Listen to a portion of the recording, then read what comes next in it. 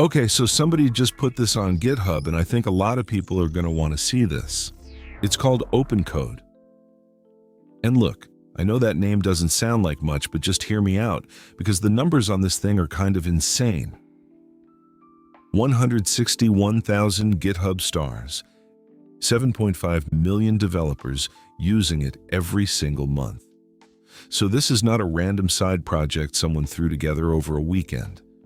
Now, if you haven't used Claude Code before, it's not like ChatGPT where you type something and it writes you a function. It's more like you give it a task and it actually goes and does it. It runs files, edits them, runs commands in your terminal, figures out what's broken and fixes it. It's autonomous. It actually does things. And people who use it, they don't want to go back to anything else. The problem is, it's expensive. Like, it will eat through credits faster than you expect, and you need at minimum $20 a month just to get started, and heavy users are burning through way more than that. So a lot of people try it, love it, and then kind of just stop because the cost doesn't make sense for hobby projects or just messing around. So this community, and at this point it's 850 contributors, built something that basically solves that. It's called OpenCode, and it's MIT licensed, so it's completely open source and free to install, and it does everything Claude Code does. It reads your code base, edits your files, runs commands, all of that. The big difference is you're not locked to one model or one company. You connect whatever backend you want, and some of those are completely free. And this isn't some abandoned repo with like 4 stars and a broken README. 163,000 GitHub stars, 850 contributors, and 11,000 commits. People are actively building on this right now. So let me actually show you how to get this running, because it's honestly not that complicated. First thing is installation, and you've got options depending on how you work. So you've got a few ways to install it. You can use the terminal and just run a single command based on the system you're on, and it's done. There's also OpenCode Desktop, which is in beta right now, and that one works on Mac OS, Windows, and Linux, so just pick whichever you're on. And you can also add it as an extension directly into VS Code or Cursor or Zed or Windsurf or VS Codium if you live in one of those. There's even GitHub and GitLab integration if you want that. So there are genuinely a lot of ways to get into this thing. But let's just install it through the terminal. The command is simple. You just copy and paste it, and you're done.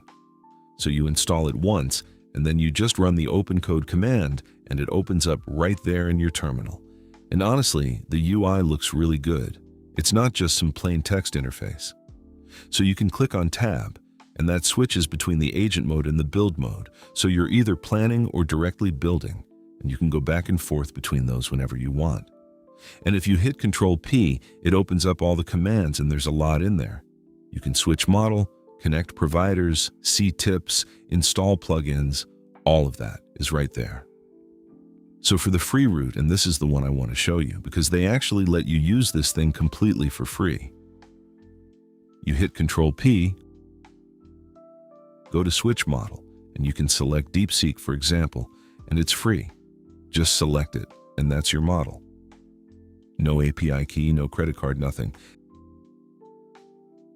And yeah, it works completely fine. So now let me actually give it a real task, and I want to show you what this thing can do. I'm going to ask it to build a website for my YouTube channel, and I'm just going to paste in the link to the channel. No other information, just the link, and let's watch it go. So as you can see, it went straight to work, and it's using WebFetch to actually go and visit the link I gave it, and now it's doing a parallel web search to pull information about the channel. It found what it needed, and now it's creating the website directory and actually writing the code. So it's not just generating a template, it's reading the actual channel and building something based on that.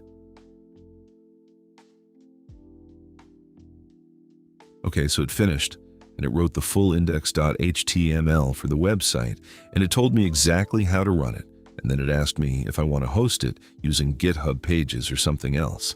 Let's just open it and see how it looks. So yeah, this actually looks really good. The buttons are working, the UI and UX feel solid, and I don't think there are any major problems with it, honestly. I like it. And you can click subscribe and the button is fully working, and it does take you to actually subscribe to my YouTube channel, which is kind of great. I think it did really well, honestly. So now let's go back to the OpenCode interface, and I want to show you something. If you hit Control-P again, you can see everything that's available to you here. You've got Share Session, Switch Session, New Session, Switch Model, Connect a New Provider, Open Editor, Fork Session, and more. There's also Skills, Agents, Toggle MCPs, Plugins, and you can see the plugins you already have installed. And honestly, there's a lot you can do here, and the more you explore it, the more you realize how much is packed into this thing. Now, there's something in here I genuinely wasn't expecting when I first found this repo. It's called LSP integration, and most AI coding tools just read your files as plain text. OpenCode actually spins up the right language server for your project automatically. So if you're working in TypeScript, it loads the TypeScript language server. And if you're in Python, it loads the right one for that. And the agent gets compiler-level understanding of your code base. It sees type errors and import issues and the actual structure of your code instead of just raw text. And that's a pretty meaningful difference when you're working on anything complex. There's also parallel agents, and you can run multiple agents at the same time on the same project. So one working on a bug and one building a feature simultaneously. And that's something Claude Code doesn't even do yet. And there's session sharing, where you generate a link to any coding session and hand it off to a teammate, and they pick up with full context right where you left off. I want to be straight with you about something, though, because I think it matters. If you connect a free local model underneath, you will feel the difference on really complex stuff, hard architecture problems, subtle bugs, that kind of thing. A smaller model is going to struggle more than Claude Opus would. But here's the thing. For most people watching this, side projects, learning, building small tools, automating things, just experimenting with what an agentic AI can actually do, this is more than good enough. And free changes the equation completely. Like when something is free, you just use it more. You try things you wouldn't try if every request was costing you money, and that matters a lot.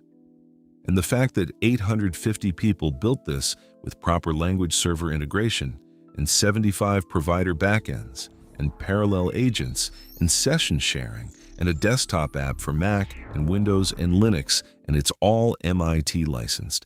That's not what a lazy project looks like. Someone actually cared about making this good. The repo link and everything you need is in the description. Go try it. And if you want more stuff like this, just subscribe.